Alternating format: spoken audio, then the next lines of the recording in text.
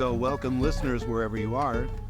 Today we'd like to continue our series of podcasts that introduce Dr. Tom Barnett, the author of a new book called America's New Map, Restoring Our Global Leadership in an Era of Climate Change and Demographic Collapse. I am Rich Suttie, a longtime colleague of Tom's, and it's my privilege to moderate today's chat with Tom. America's New Map is due to be released later this summer in September of 2023. It's somewhat of a sequel and continuation of Tom's earlier work you may be familiar with, New York Times best-selling books, The Pentagon's New Map. This was followed by Blueprint for Action, which was followed by Great Powers, America, and the World After Bush. There, Tom introduced us to new ways of thinking through America's grand strategy post 9/11 and how a systems view framed by, dynamics of globalization across economics, across security, social, information, intelligence, all the demographic forces we've seen could be better understood and therefore shape new rule sets and even statecraft. Just as an aside, this morning I revisited a great TED Talk that I'd commend to you from 2005 that captures much of Tom's thinking in those days. As I rewatched that, every viewer who provided comments said that Tom's strategic descriptions and prescriptions then were just as relevant for today. So it was fun to revisit that, and I just offer that and commend that as an aside if you want to play catch-up. But in this latest book, America's New Map, Tom continues his grand strategic thinking with what I think are unique viewpoints saturated with positive economic determinism. You'll hear that today, by the way. Social changes that comprise America's grand strategic choices. This session follows three previous sessions that introduced Tom, his background, and the summary of those books. We also introduced three of the previous through lines. Now, through lines represent the major strategic themes and guidelines in this new book, America's New Map. We'll be focusing today on another through line, and this one is entitled, The West is Best. Our hemisphere is advantageously situated for what comes next. As Tom introduces this through line in his new book, he says the Americas are ripe for regional integration.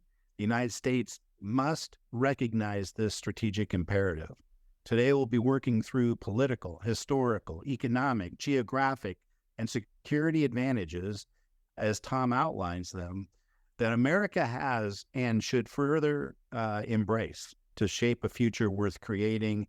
And after all that, I know it's a lot, but we have a lot more to do. Welcome, Tom. Thanks for having me.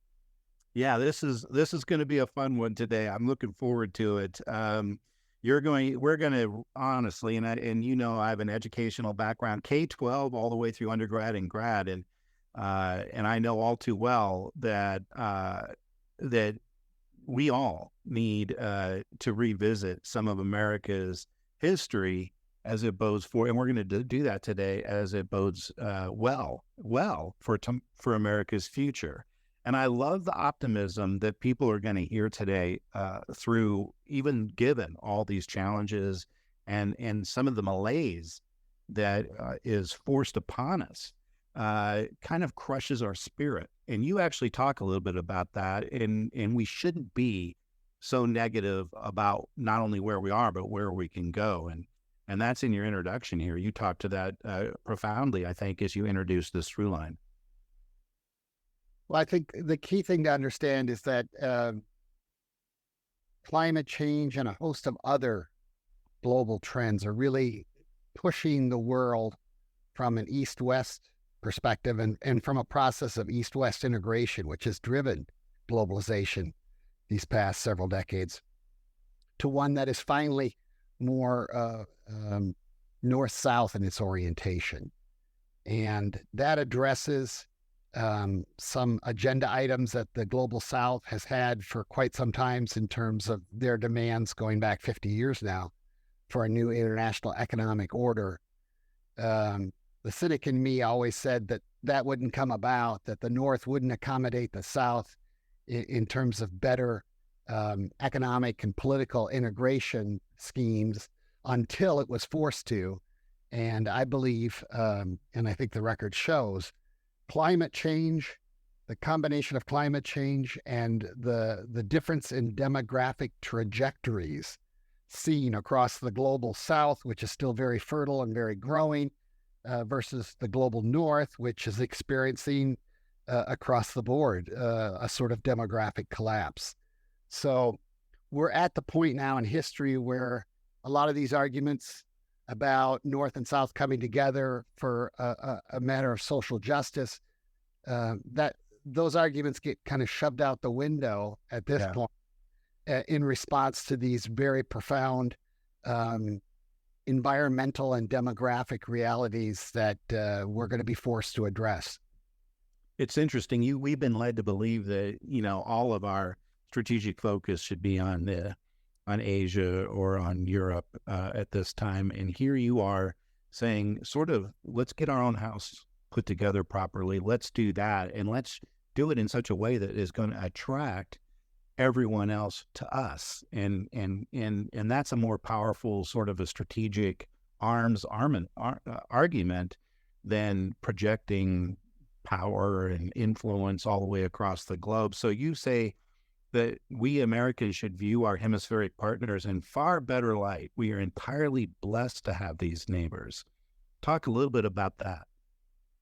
Well, if you compare looking at a map, say North America, South America on the left, Europe and Africa in the middle, and Asia on the right. That's how it's traditionally portrayed on wall maps. Think of those 3 vertical slices there. Okay, so a West dominated by the United States, a Europe and Africa center populated by a number of great powers, and then an East Asia that is increasingly China dominant. If we're saying that demographic trends and climate change are going to force North-South integration simply because of the disproportionate amount of fertility in the lower latitudes, what I call Middle Earth, stretching roughly 30 degrees north and south of the equator, the high fertility there, the concentration of a global middle class consumption trajectory there, and the reality of all this climate change and its harshest impact being inflicted upon these lower latitudes. All these things are going to force North-South integration, because if they don't, what you're going to see is mass migration on a scale that's untenable for the North. So the argument of the book is basically North and South have to come together to build new packages of union and of association and affiliation and alliance, ways to kind of socialize this risk that is presented by climate change and the disparities in demographic trends between North and South. And if that happens, and I expect it must over the course of this century, then it really comes down to thinking about which of these 3 slices has the better path going forward. And I can break that out along a number of levels. In terms of interstate peace, the Western Hemisphere is far more peaceful than the Euro-African center or East Asia has been. You could see that in the number of border change events over the last century. If you look at U.S. military spending, we outspend the top 10 other militaries in the world. So certainly we have enough military power to defend and to keep secure the western slice of the world relative to the 2 other ones, which, quite frankly, are experiencing a lot more political military tumult right now. We are advantaged in the Western Hemisphere in terms of water. We have 3 times as much water as population as a percentage of the global totals. We are the breadbasket for the world. The Western Hemisphere basically feeds the Eastern Hemisphere, and without us, they would not be able to avoid famine on serious scales. We are energy self-sufficient. We are ripe for regional integration because we haven't done a whole lot up to this point in history. The EU, for example, conducts 70% of its trade within its ranks. East Asia conducts about 50% of its trade within its ranks. North America, NAFTA, USMCA, we're only at 40%. And frankly, South America is in the teens in terms of trade integration. We are on many levels a civilization that is unique in the sense that we were basically pre-mixed by globalization's colonial periods. Think about it. You had an Amerindian population here in the Western Hemisphere, huge influx of Caucasians, Africans brought over in the slave trade, and a large flow of Asians. So that for the last 400 or 500 years, these four major populations have been integrating in a way that can't be matched. When you look at a Europe versus the Middle East, the Arab world versus the Turks versus African countries, or all the ethnic and racial complexity that is East Asia, we're much more, in effect, preloaded for this kind of integration. We only have four or so major languages that we speak across the Western Hemisphere. We are unduly homogenous in terms of our religious orientation. About 80% of the Western Hemisphere is Christian, about 60% is Catholic. If you think about our northern most partners in this endeavor, in Europe, they're having to deal with Russia. In Asia, they're having to deal with Russia. In the Western Hemisphere, we have the Canadians and Greenland. So much easier path there in terms of getting along with them. Also, the age differentials spread north to south are less in the Western Hemisphere, about an 8-year difference in average age, much wider spread in terms of the Euro-African center and in Asia, which means you're talking about demographic mixing that's far more complex. The Western Hemisphere is also highly democratic and highly marketized relative to those other two slices. We also don't have to deal with a troublesome or rising superpower in our neck of the woods like the Europeans have to deal with Russia, or China and India have to deal with one another over the next several decades, as China, already risen, has to deal with a rising India. There is no superpower in the Western Hemisphere other than the United States. And finally, there is just the sheer attractability of our culture.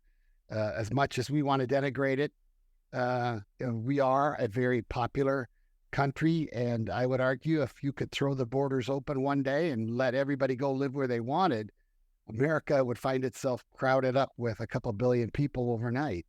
That's the extent of our popularity. So all those factors really say, in a coming north-south integration forced by demographics, forced by climate change, the West versus the center versus Asia, much easier path.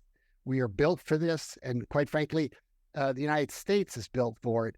Recalling that we started out as 13 colonies. We are now, if you can believe it, 574 sovereign Native American nations, 50 member states, 14 territories, 1 federal district. We can manage this kind of complexity and this growth. We've done it in our past. And again, compared to the other two vertical slices of the world, forced into this north-south integration pathway, we are blessed across the board. So I love that, because really, as I read through this, it was a reawakening to strategic perspective that I think has been lost or not understood. Even here at your introduction, you say in this through line, you say that we need to reopen these United States for the business of uniting states. And you tell us in the first thread, which is energy independence, and you title it "Energy Independence Ain't All It's Fracked Up to Be," and why the United States has had an opportunity of not having to obsess over the Middle East. You state that this actually represents a moment in time where we don't have to be dominated by that, overwhelming stress. Because of this energy independence opportunity for now, whether it lasts for long time or not, we can now take advantage of this and work on this north-south integration, particularly in our hemisphere. Yeah, and it kind of frees us up of that sense of responsibility for the Middle East. For a long time, they were a huge source for the Western Hemisphere and for Europe in general. Not so today. America and the Western Hemisphere in general are basically self-sufficient on energy, more than self-sufficient on food, more than self-sufficient on water. So if you're one of those who's worried about, a global middle class consuming all the world's resources in some sort of resource-deprived future, you can't do better than to live in the West, so long as we realize our collective advantages and work to defend those advantages against the encroachment by others. More specifically, China's efforts to move its way into the Western Hemisphere throughout Latin America. It is already the largest trade partner throughout South America and has, for example, Belt and Road Initiative deals throughout Latin America and the Caribbean to agree that, kind of recalls the sensitivities that America once entertained with regard to European colonial interference in the Western Hemisphere, creating James Monroe's the Declaration of a Doctrine in the 1820s, the so-called Monroe Doctrine that says the United States wouldn't stand for that kind of influence and meddling in the Western Hemisphere along colonial lines. And it was later reiterated by Theodore Roosevelt, so-called Roosevelt Corollary, that applied that to financial manipulation through sovereign debt, which is something that we're seeing the Chinese accused of time and time again, so-called debt trap diplomacy, where they come in and load you up on all sorts of loans, promise you all sorts of infrastructure development, and then when you have trouble paying off those loans, China takes possession of the infrastructure on a long-term lease, and you're basically beholden in a fairly neo-colonial manner to Beijing over time. I think that kind of incursion and that kind of effort to lock down resources, we're seeing it extend to food as well. China's joined the race to buy up farmland outside of East Asia. And certainly they would look at South America and Latin America in general as a huge target in that regard, because they are such a huge source of foreign flows of agricultural products.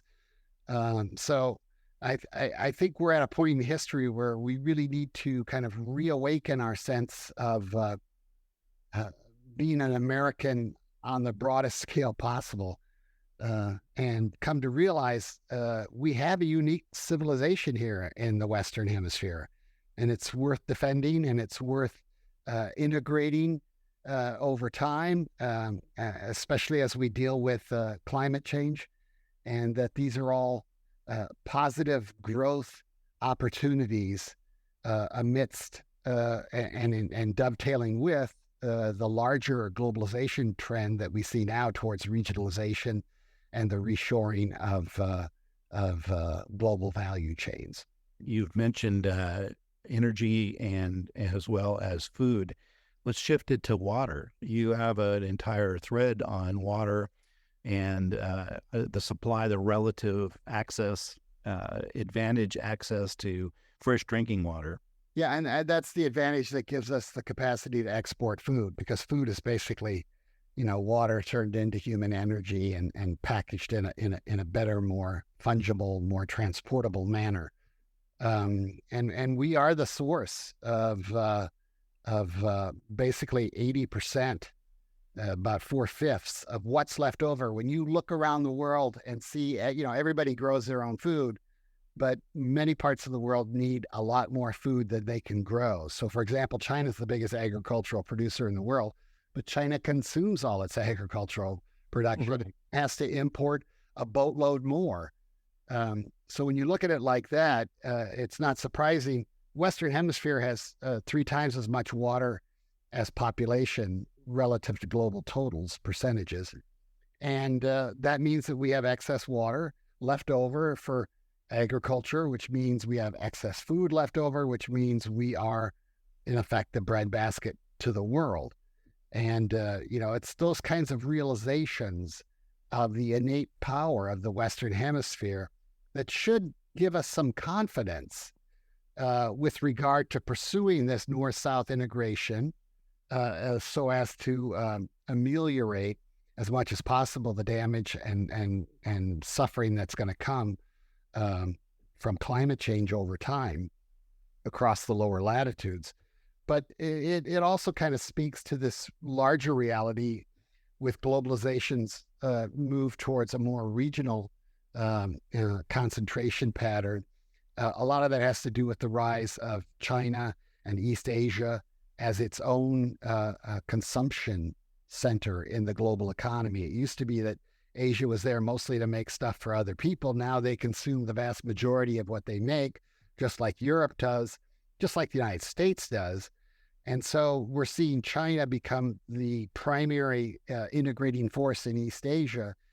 And you're seeing Europe become the same, the EU in Europe and the African center slice there. And when you look at all these patterns of regional consolidation, you have to ask yourself, where is America rightfully focused on its advantages of being the integrator of note? Can we out-integrate China and East Asia? No. Can we out-integrate the EU when it comes to Europe and the North Africa and the Middle East and Russia? No.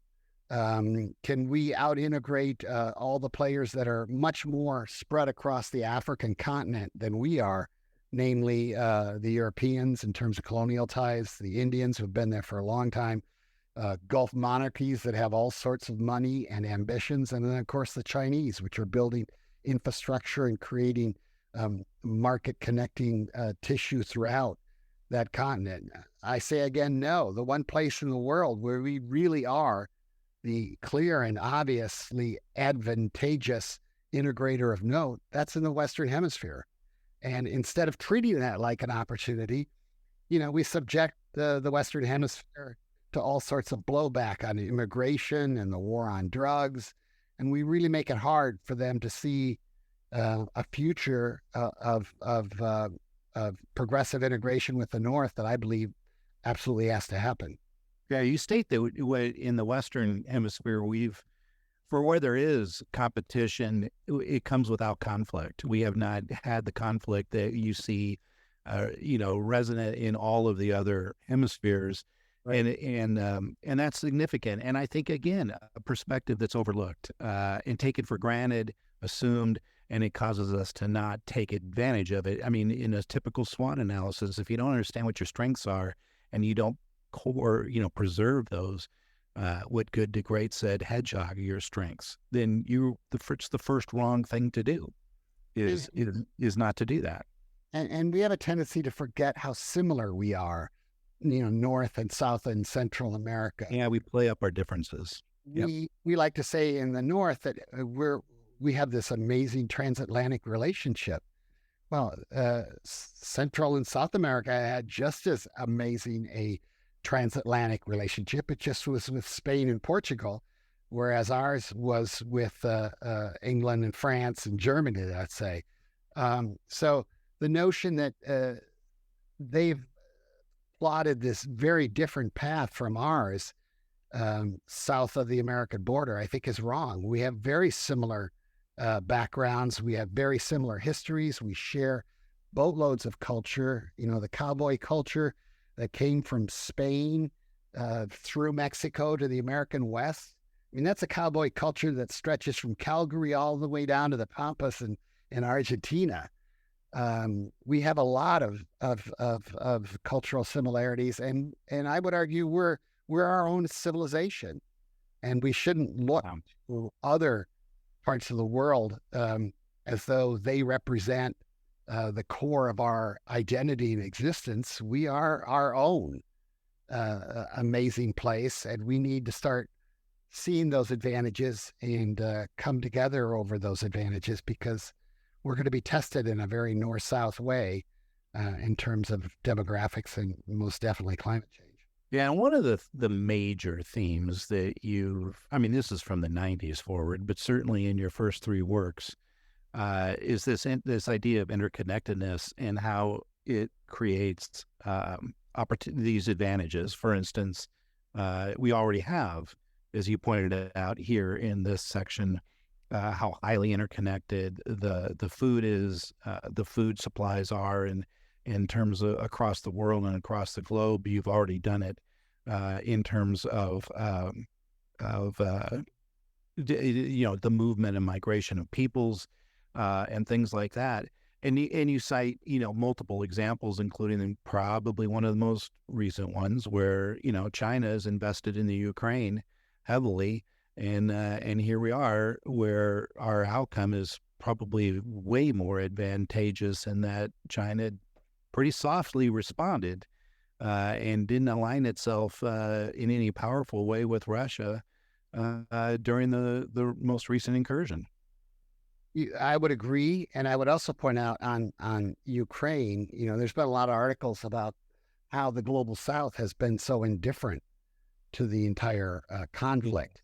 Yes. And, to me, that's just emblematic of this attitude that the North has had for decades throughout the Cold War, and even since, when the South has basically said, hey, we're looking for a better, more fair economic deal across this global economy. And what we have told them, the North, throughout history is, hey, we're too busy with our East-West conflicts in the North. You got to get behind us on Ukraine. You got to get behind us on Taiwan. You got to get behind us prior to that, the Cold War. We'd love to help you out, but we got bigger fish to fry. And I think that just doesn't fly anymore with the global South.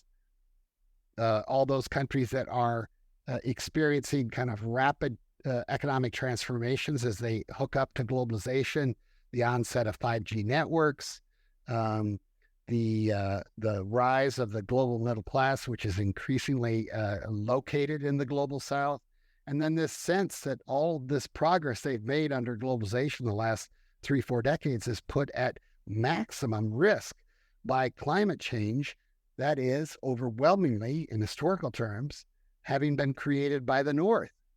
And so they're looking at a North that's going to get all this new livable land in the Arctic regions, and a South that's going to suffer a lot of loss of livable land as the temperatures rise and precipitation drops, and they're experiencing Saharan desert-like climates. They're sick and tired of hearing that they need to care about East-West conflicts in the North more than their own survival going forward. And I think it's a profound argument on their part, and I think it's what we start paying attention to. Yeah, but so currently, back to creating conflict where perhaps there shouldn't be, with a new perspective. It's one thing for China to invest in the Ukraine, and isn't that sweet for us? But as soon as they start investing in farmland in America, the pundits are talking about how that's not so good. Yeah, I mean, it's I could foresee situations where you have famine in certain lower latitude countries, but the Chinese are taking out food because they've leased all the land for, Right. in 20, 30, 40 years. I can remember traveling in southern Ethiopia about 10 years ago, and in the middle of all this farmland in the south in Ethiopia, I saw this like 20-foot high chain link fence start, and we drove along this fence for about an hour and a half. I'd never seen a fence like this in my life. And halfway through that process, we saw the main entrance to this fenced off area, this vast, thousands of acres fenced off area. And there was a Chinese worker barracks there with a Chinese flag out front. And I realized here in Ethiopia, think back to the crises, the famine crises that have been experienced in Ethiopia throughout the decades. Here's a place where the Chinese have bought and fenced off some of the best farmland in a country that's perpetually food insecure. And could I see the Chinese moving farm products out of there amidst a famine, yeah, I could. And I think that would be a disastrous kind of dynamic, and one that would likely lead to all sorts of political, military instability. But that's the way they're kind of laying down their markers across the planet, and they're doing that aggressively in Latin America, where they are, in many ways, the biggest provider of developmental infrastructure aid throughout those regions. And, maybe we care about that, maybe we don't. Maybe we're too busy fighting a war on drugs, and we're too busy building walls at our borders. But, we're going to find the Chinese doing border security on the other side of the Rio Grande in a few years if we're not careful, and a little bit more protective of the Western Hemisphere and its independence, let's say. Yeah, and you follow that up nicely with a conclusion of this one thread where you state that the biggest threat the Americans face today is our inability to move past these grievances on the tactical level, one with another. By refusing to put our paddle in the water, you state, we lose our ability to move faster than the current, which means we now go wherever history's flows take us, and that's not who we are. And so if we don't reestablish a new perspective here, an opportunity, it's like I said in naval aviation, the airplane's flying us, we're not flying the airplane. Yeah, and let's address the elephant in the room on this subject right now. This is one of the threads in the book. We call it the 50-50-50 journey, basically from 1950, when America was 90% white, to 2050, when America is probably going to be more like 45% white. You're seeing this white share of the U.S. population basically cut in half. And there has never been a post-industrial society or any advanced society that saw its primary racial grouping cut in half over that fast of a time frame. It's really unprecedented. It would be like the Chinese going from 95% or 90% Han to 45% Han in a century. I mean, it's unthinkable. It wouldn't be China, would it? Or would it be Germany if it experienced that sort of racial identity perceived decline? But here's the difference between America and everybody else. Anybody can be an American. Right.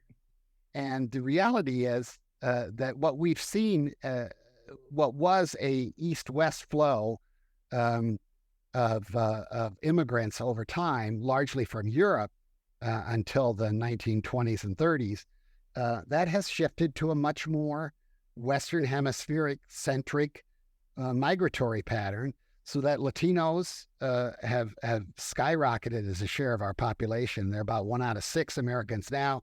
Mid-century, they're going to be more like 1 out of 3, which of course opens the possibilities for America to extend new membership status to other Latin American countries. When 1/3 of your electorate is Latino already, that becomes a much more feasible project. But the larger issue of American whites feeling like they're being displaced within their own country, the so-called Great Replacement theory and whatnot, I really like to point out that what's happening in America isn't odd at all. Right. Throughout Latin America is about 40 to 50% white, because there have been Europeans going into Latin America for centuries. Right. So if America goes to 45% white mid-century, we're not landing at some undiscovered country. It's frankly just us normalizing with the rest of the Western Hemisphere, which as a whole today stands at about 45% white, about 55%, and it's a slippery definition that's constantly changing, non-white. So if you're worried about losing identity, my argument is you're not going to lose identity by North-South integration in the Western Hemisphere if you're white. You're certainly not going to lose your religious identity, which is overwhelmingly Christian in the United States and overwhelmingly Christian throughout Latin America. This is a much more normal and ongoing, frankly, mixture of races in the Western Hemisphere that's traces back or 500 years and really makes us, as argued throughout this talk, well-positioned. We're sort of like the human race in the War of the Worlds, We've earned our right to be good at globalization in the Western Hemisphere because we were put through such tremendous and at times genocidal forced integration by Europe's colonial powers. And now we are a unique and strong breed that's well situated and well empowered and should be very optimistic about the requirements for North-South integration as globalization marches on. Yeah, it was such a joy to read through this because you brought forward things that you sort of already know, but you completely suppressed. For instance, this whole idea, this whole section, that's what it really did for me was, oh my goodness, that's right. Oh my goodness, that's right.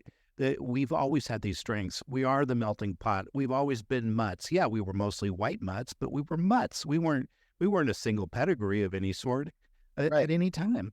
And yet we pretend, or we've superimposed, or we've artificially generated in our heads this untruth about who we are and what our strengths are. I mean, there is no, at the end of the day, there is no American race. There is no Canadian race.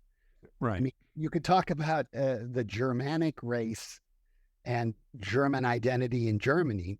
You could talk about the Russian or Slavic race and have the similar kind of argument about Russia or France or Italy or these other places that really have ethnic identities that are very much tied to the nation state concept. But, we don't have this kind of comparison.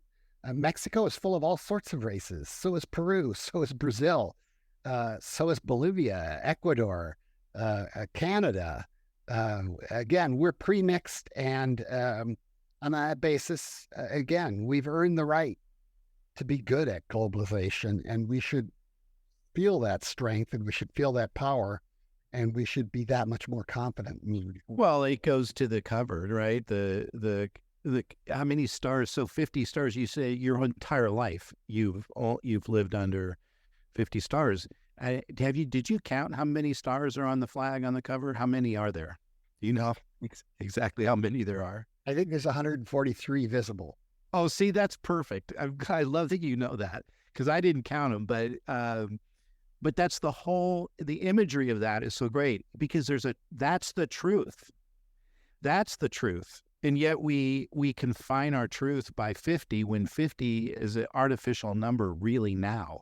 And if we were to embrace the 143, we would be much more open to this integration and to the furthering integration that could increase our strengths, that can enhance our strengths, that can enhance our posture in the world. Right. And all of that. It was just we don't have a star for Puerto Rico. Yeah. We don't have a star for the Navajo Nation. Right. A star for over 500 sovereign Native American nations within our lands. We can't get caught up on this particular definition of who we are or the sanctity or whatever we attach, the sacredness to 50 stars on our flags. There have been 28 different flags in American history. The rule is when you add new stars, you get a new flag the following 4th of July. So we've had 28 different flags throughout our history. And as I point out in the book, there's 7 generations of Barnetts that have lived in America going back to pre-revolutionary times. And all of the Barnetts before my generation, they all got to see stars added to their flags. One of them got to see, I think it was something like 30 stars across his almost 100-year lifespan. And, there's no reason why when Europe is adding stars upon stars since the end of the Cold War and has 10 in the pipeline right now, why we can't think along those lines, because that attraction, that offer is the strongest soft power instrumentality we could possibly bring to bear. Are we going to match China's infrastructure investment spending around the world? No. China's been the saver in the system, the world system, for the last 3 decades. Right.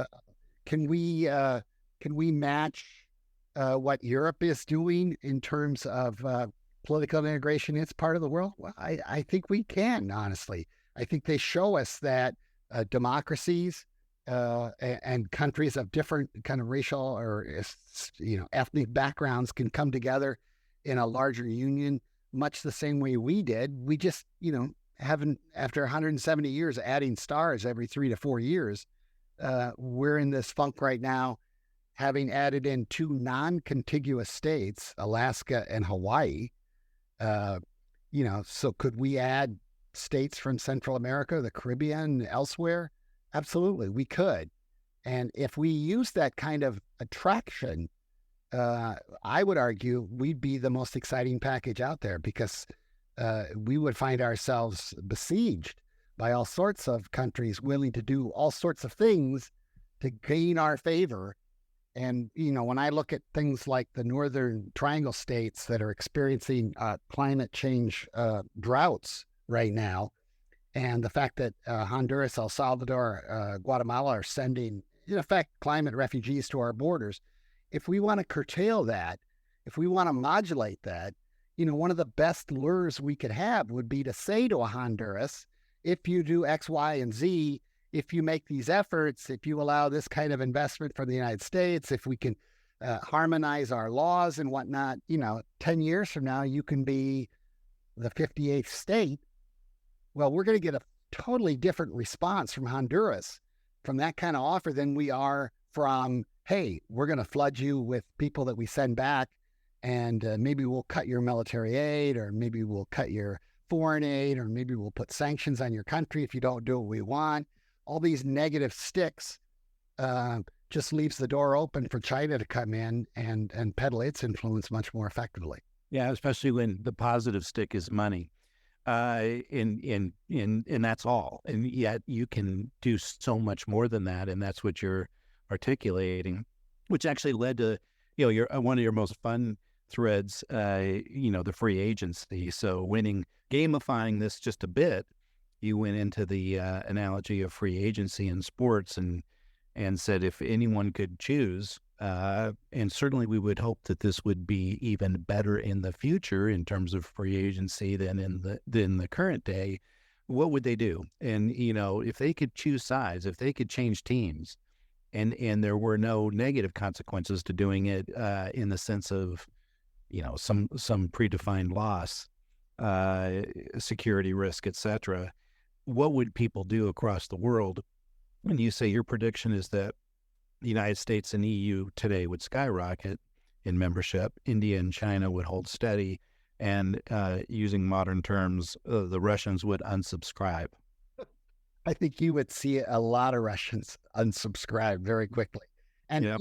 We have with the culling of the young men forcibly into the draft. We just saw a couple hundred, 300,000 young men left the country overnight.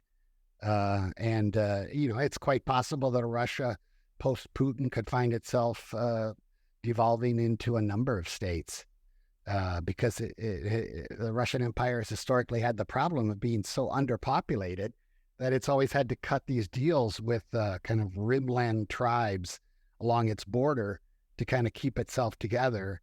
That kind of meddling gets you in all sorts of these border conflicts that we've seen with Russia and its near abroad ever since the Putin regime came to power. I could very easily see China, purchase, like we purchased Alaska, purchasing some good chunk of Russia's Far East, where the Chinese immigrant population already outnumbers the Russians. I could see a European portion of Russia joining the EU over time, and that place just basically devolving into a smaller set of states that are attached to larger hubs. I think the future of globalization is regional integration into these large hubs, and I think China's obviously the center of one. I think India will be at the center of one. I think Russia may be carved up, or perhaps become one on the basis of its Arctic territory. I think the United States is definitely one. And, if it was up to me, and I had one free agency signing, let's say, that I absolutely wanted to make, I would do whatever it took to get, the Bryce Harper of this ball game or the Steph Curry of this league, in my mind, which is Canada, to come join the United States, because Canada's got everything any country would want in terms of resources and the future of arable land in a warming world, and then access to the Arctic. A merger between Canada and the United States, to me, would make us just about the most perfect superpower for the 21st century. And there's actually a great book written along those lines by a Canadian journalist, Diane Francis, and she calls it The Merger of the Century.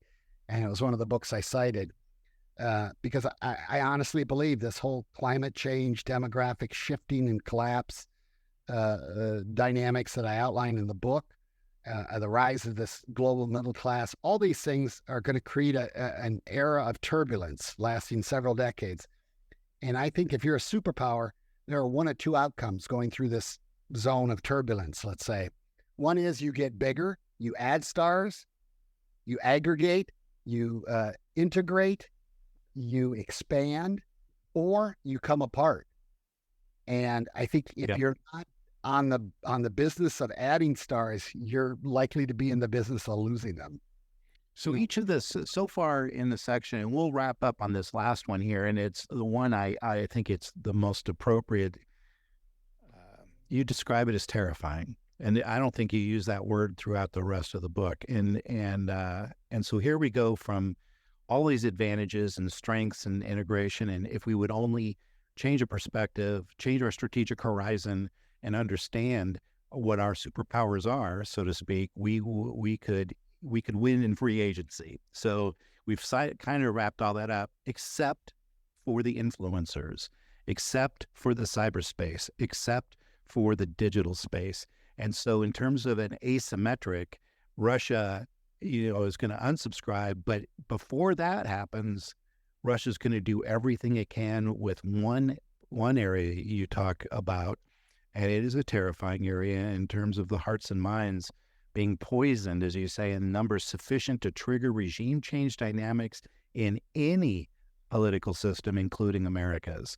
And so help me think through what those threats are, and how that's going to be destabilizing at the same time we could be doing this integration. Sure. I mean, the classic story with the Russians was the interference in the 2016 election. And if you dive deep on that, what you see is a very odd and unanticipated and unexplained depression of African-American votes in that election, enough to give Donald Trump the win over Hillary Clinton. And when you go back up that trail, what you see is a massive cyber effort by the Russians to discourage African Americans from voting in that election, with all sorts of sophisticated psyops and propaganda. And, that is, whatever you feel about Trump, that capacity of a foreign entity to come in and manipulate our elections to that degree, and we don't know what the vote would have been, without that interference. Trump may have won anyway. But that was a huge display of this power through cyberspace of winning hearts and minds out from under an opponent's population. So that whole free agency idea that I talk about in the book on a country level, well, that exists on an individual level. Think of all the different ways we can subscribe or affiliate or identify or be members of. Our identity is spread across so many different categories now. And being a member of your country is just one of them. We saw that a polling that showed that Americans and their feelings for their country, patriotism and identification as Americans, has decreased dramatically. Part of that is, younger generations especially, we haven't given them a whole lot to be proud of in terms of the United States the last 10, 15 years. In fact, we've given them plenty to be ashamed of in terms of our internal behavior toward each other. But think about the rise of all the different ways, your kids, my grandchildren, everybody can go out there and just identify with other people around the world, where it's like everybody's got multiple passports into all sorts of realms. And when you get the multiverse coming online with all that extant connectivity there, that only gets exponentially larger. So I really worry about, to me, the nightmare scenario is China and Russia, say, or maybe India, they're able to keep their nationalism kind of more coherent. And America becomes so distracted or divided or refracted across so many different identities and sources of identity that we're not a coherent enough nation to really compete with those other countries. And on that basis, again, if you're not adding stars, then I think you're looking at the possibility of losing stars. Brands are national identities are like brands. And that's why I call one of the through lines in the book the superpower brand wars. America's brand attractiveness is one of the most powerful aspects to our global standing. I mean, it's absolutely huge, and it's taken a huge hit these last few years, and we risk it becoming so diffuse and so unattended to by succeeding generations who don't identify the way that others, having gone through shared experiences like World War II or the Cold War, they may not be willing to sacrifice and do so almost on an irrational basis, which is what patriotism is. You're willing to do things above and beyond. And if you lose that connection and other countries are able to maintain it, then I think that to me is a terrifying situation. And I look at millennials, I look at Gen Zs, and I'm thinking all the time I'm writing this book, what would attract their devotion? What would attract their time and energy and sense of sacrifice? And I can tell you flat out, it's not U.S. versus China. That's not going to do it for them. They just don't see that. And a lot of the things that we pursue in terms of national strategies, things like the war on drugs and the way that alienates and makes incredibly violent the lives of nations throughout Latin America. These things, they really have to go soon, because the next generations really are looking at the world with far more pragmatism, and I think they're hungry for grand strategies and ways of looking at the future that allow them to try to build something they consider to be worth building. I think so too. And as a conclusion, because I agree, I spend a lot of time, as you know, with the younger two generations. I mentor actively scores of them, and I agree. I agree with your take on that. And there's something very positive about them, despite some of the labels of, sitting in the basement, etc. But I do agree about that. But I'll tell you what, and I think rightfully so, it just saddens me to no end, because I am somewhat of an institutionalist. They have lost, and I know I have lost, and the Pew's studies and polling all indicates unprecedented lows in confidence and trust in our institutions, including now for the first time, I don't know since when, but forever, as far as I know, the military, for example. And of course, this week, data now coming out that says, once again, the Army, the Navy, everybody's going to miss by significant percentages any of their recruiting goals. And they are, I think they're completely missing the story. I mean, I think they're going to start, as I like to say, throwing darts at the problem instead of thinking through it. They're going to expend resources or messaging that's going to miss and continue to miss and continue to miss. And you can see where I think these grand strategic precepts flow coherently right down to recruiting. I mean, and many, many, many other areas. But if you don't start there, then you're at the dart throwing. And think about the signature military deployments. Biden just announced a couple thousand more troops heading down to the border. Since we've unwound Afghanistan and Iraq and the global war on terror to a certain degree, and really put that more in Right. automatic pilot mode, Trump's big deployment was to the U.S. southern border. And if you're somebody looking at that future military career, do you want to be down in southern Texas, holding off families at the border? That doesn't sound like a very honorable or very attractive or heroic sort of path that you could have had, relative to other kinds of interventions that we've had around the world. It just, I think it's a depressing picture, and it ties in so strongly with a sense of America's internal divisions that I think you're going to see a lot of young people turned off from military service because they feel like it's serving something they don't believe in it. Yeah, no, I get it. Or they completely don't, you can't know by reading what you read. You have to take some opportunity to go way deeper than that. I was fortunate to take a group of seniors in high school to the border last year for a week. And we immersed ourselves in the culture down there serving. So that was part of it. We went as a service organization to serve the people, all people of Brownsville, Texas is where we were. And at the same time, we went into the command center of the Border Patrol and had the Border Patrol take the kids through all of the processes, all of the surveillance and all of the activities, as well as their, I will call them local federal policies of engagement, because they see themselves as one community down there. And it's something I would not have known until I visited. The Border Patrol sees Mexico and Brownsville, Texas and South Texas as one community.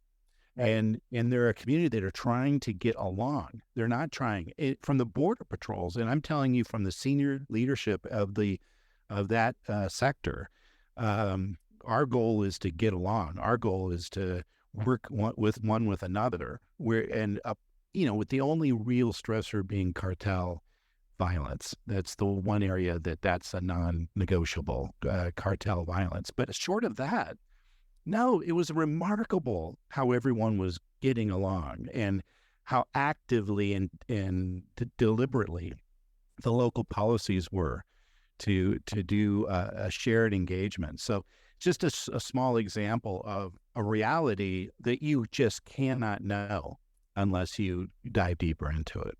Absolutely. So pretty cool, buddy. Thanks. I appreciate this. We'll let you go. Looking forward again to the release in September, and the audiences that are going to flock to this, and they are, and I hope from all backgrounds and perspectives, because there's, we both talked throughout our, friendship, that the higher you go, vision, it doesn't have a politic to it. We share the same vision. It's when we get down to the weeds, and sometimes that conflict happens or disagreement. But this is visionary, and this is grand strategic. And these are, as you wrap the book up, and you did with your previous books, a future worth creating, and we should be thinking more about it. So I